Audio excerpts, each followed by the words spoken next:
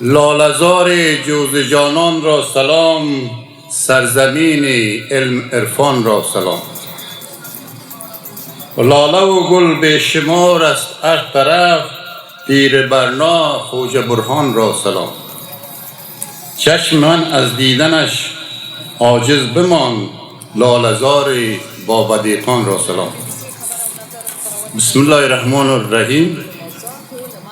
Yaratgan Allah Taala ati bilan davoirlar raislari, ustod, shoir, yozuvchilar, ustodlar, yigitlar va ishtirokchilar ijozasi bilan bajo sazam avvaltar از رئیس اطلاعات فرهنگ با جمع همکارانش تشکری باید کرد که هر سال یک مشاعره گل لاله گرفته میشه، مثلی که در هر ولایت است، مثل گل انار در ولایت قندار، گل نارنج در ولایت جلال آباد و گل سنجد، مثلا سیب زرق در بدخشان، در هر جای به نام‌های مشاوره گرفته میشه.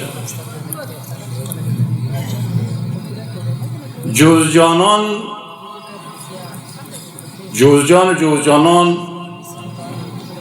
معرف گوزگانان قدیم.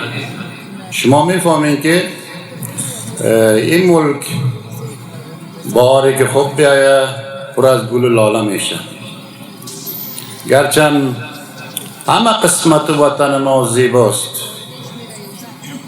چیزای دیدنی داره، گلای فراوان داره، در قسمت از این باید افتخار کرد، در ولایت از افتخار کرد. ایره باید گفت که 1000 سال پیش از امروز فروخی سیستانی قصیده سرای دربار غزنویان همین جوزجانان یا گوزگانان را تعریف نموده. یک چند مصریش بر شما میکنم. بلخ بس خوب است لیکن بلخیان را باد بلخ، مرمرا با شهر پای گوزگانان است کار. نوبهار باغ را بر چشم من اشمت نماند، تا بهار گوزگانان است. گوزگانان بکشود بار. این بطور یک قصیده سراییده. شما میدونید که هر کس زبان خود دوست داره، هر سوک اخپل جبه مینه لري. ما هم دوست داریم زبان خود. بنام بر شما یک شعر میخوانم. ازبکیست، خاطر بهار است.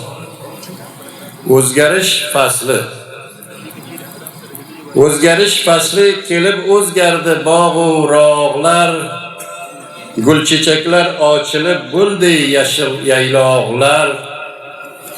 Qori qish o'tdi, sovuq ob-u havo bo'ldi iliq, keldi bulbul qaytadan, ketdi chamandan zog'lar. Qaytadan kiydi kiyimni rang barang dashtu daman, kuldi gullar ochilib yashnadi ul charbog'lar.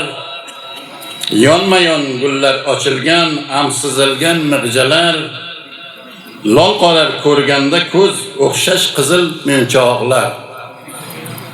Qip-qizil gullolalar dashtu daman movo tutib, gul jamidan ajralib yurakda qo'ygan dog'lar.